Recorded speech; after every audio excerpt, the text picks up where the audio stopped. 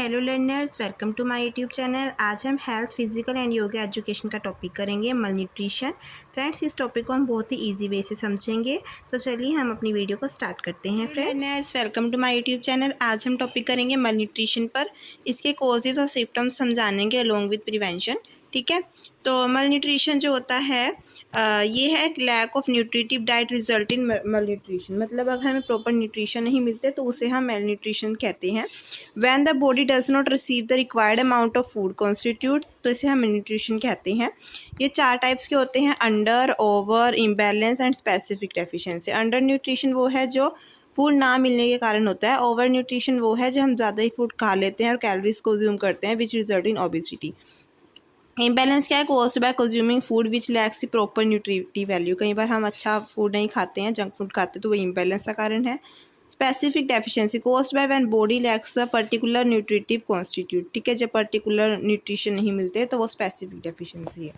ठीक है, तो अब हम इसके मेजर कोशिश करते हैं। पॉवर्टी कई बार जो होती है, पॉवर्टी के कारण हम प्रॉपर न्यूट्रिशन नहीं ले पाते।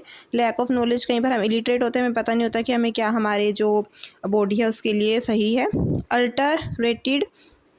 अडल्ट्रेटेड फूड, कई बार खाने में भी मिलावट होती है जो फूड सप्लाई किया जाता है।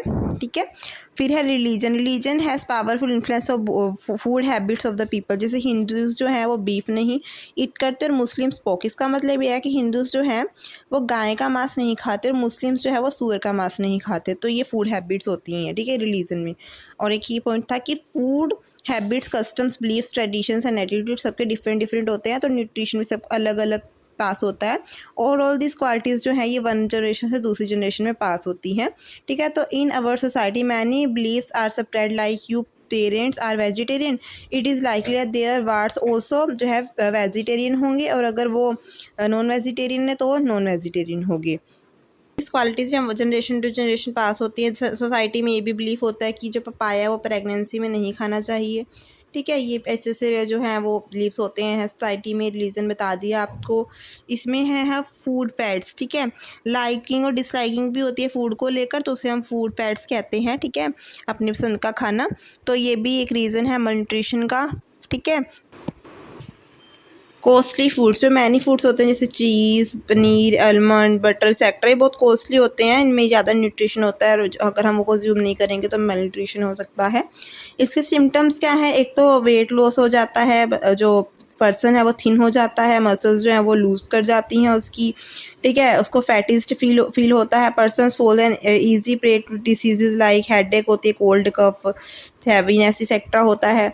आइज एंड टिट्स जो है वो वीक हो जाते हैं। तो ये मल न्यूट्रिशन से कुछ क्या है सिम्टम्स है जिससे हमें पता चलता है कि हमें मल न्यूट्रिशन है।